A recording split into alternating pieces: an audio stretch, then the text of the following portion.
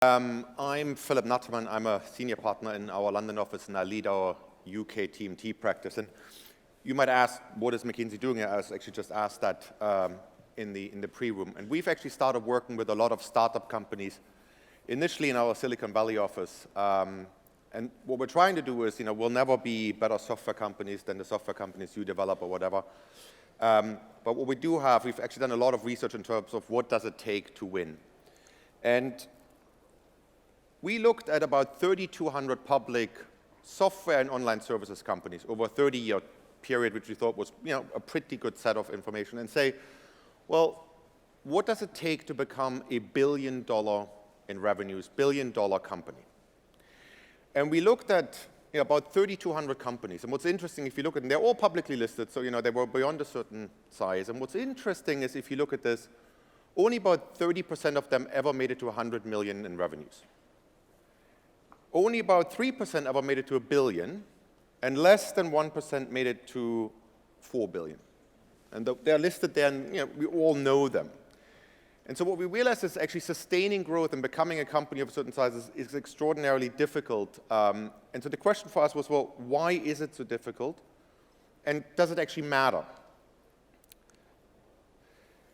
When we looked at this, we looked at the companies. We actually found it was very interesting. There were sort of three groups of different types of companies. There was what we called the stallers, which is a bit unfair because basically they grew at less than 10% a year.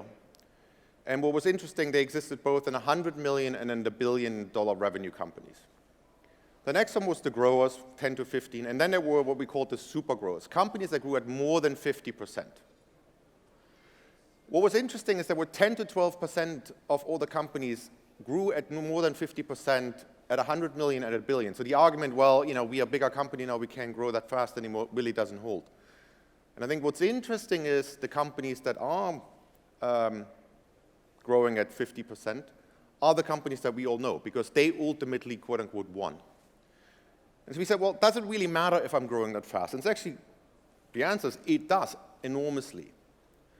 So the first thing is, if you are a super grower, so you grow more than 50%, you have a 4 to 5 times greater return for your shareholders than if you're a staller. And you have a 10 times as great likelihood to actually cross the 1 billion revenue barrier. So growth is unbelievably important. Let's look at the returns and actually see how important actually is it. Because what you find is, so we looked at TRS over 3 years and said, if I'm a super grower, I generate somewhere between 16 and 24% TRS. It's pretty respectable. If I'm a grower, I only generate 3 to 6%. And if I'm a staller, so I'm still growing 8, 9, 10%, I actually destroy shareholder value. And what's interesting is, right, the difference between being a super grower and a grower generates this 4 to 5 times. So I can be a 40% growth company, and somebody else has a 55%. The 55 will generate 4 to 5 times as much TRS as the smaller one. And that for us was unbelievably surprising because you would have expected any growth is good, but the fact that how high the growth has to be, to actually be successful, was very surprising. Now, what we try to understand is, well, why is it so difficult that so few companies actually are able to achieve that level of growth? And when we spoke to a large number of these companies and the companies we work with, there's sort of 5 areas where companies struggle with typically. The first one is portfolio strategy, which is, we have a growth story, but it's not really aligned with what we're trying to do. We need to enter new markets, so new geographies. People were talking about earlier, moving to new geographies, new customer segments, new verticals. Which one is the right one? How do I pick the right one? Sales excellence. How do I sell? What's the sales model? How many quota-bearing people should I have? How do I price on all these things? It's actually interesting as what we found on the pricing, about 40% of all prices in these software companies were set by the founders. Now, they might be brilliant engineers. They're probably not the best pricing expert. And half of them admitted that they actually were guessing what the price should be. So it kind of shows that there's a huge amount of improvement opportunity. The question is, okay, we've identified what we were trying to achieve. We identified the problem that we have. And so the question then is, well, what can we do about it?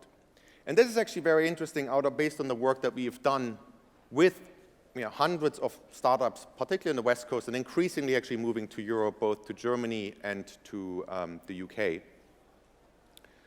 And we actually sort of try to identify some myths and test them. So the one myth is, you have to buy growth, you have to do M&A. Well, what's interesting is, well, 2/3 of the companies that we looked at have used M&A to grow over their 30-year period. It makes absolutely no difference in your probability of hitting the 1 billion revenue mark. The other thing which is interesting, it also makes no difference in how long it takes. So the average company that reaches 1 billion in revenues takes 7.5 years to do so.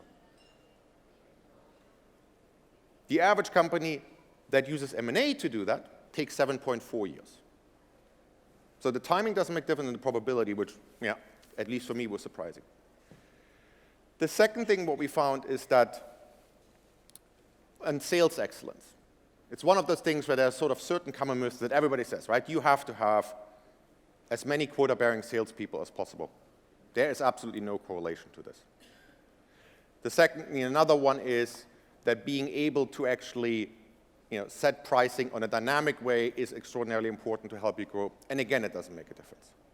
So what we found actually that the functional expertise, that how do I actually identify which markets to enter and how? How do I build a sales force that is strong enough? How do I price in a dynamic way? And how do I reduce churn? Churn is another interesting one. So high growth companies typically have 70% lower churn than everybody else.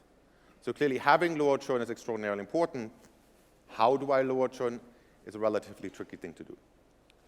And so what we've started doing is working with, as I said earlier, startup companies in this entire space to really work on your value proposition in terms of how do I reach new customer segments? How do I enter new markets? And how do I pick? I've started in Germany, I've started in Spain. Which market should I go into next? How do I evaluate the different markets? In terms of the sales excellence, the question of how do I actually hone my sales force? Which channels should I use most effectively? How do I set my pricing? What are the right pricing models? Do I bundle pricing? Do I not bundle pricing? And these are the types of themes that we've worked with very intensely with a whole bunch of different startup companies in a different model than our traditional one, also much cheaper, if I may say, and have been extraordinarily successful. So almost out of time, but what I would say is, we have changed the way we work. We've worked with a lot of companies just like you. And so what I would say is do stay in touch, do get in touch with us. Would love to hear from you. And hopefully we can help you guys bring some of our expertise together with your innovativeness and develop great companies. Thank you very much.